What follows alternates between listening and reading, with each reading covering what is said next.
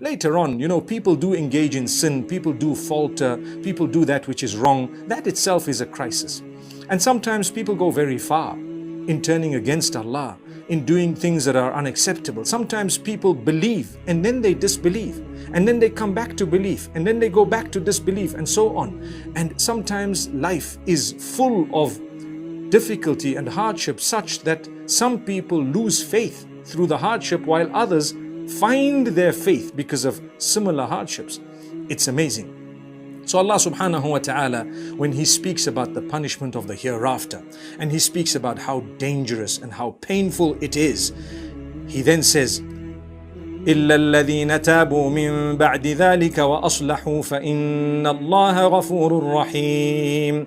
Verse number 79 or 89 actually of Surah Al-Imran, when Allah says, except those who return to Allah in seeking forgiveness and they do good after that, Allah is most forgiving, most merciful, most forgiving all the time.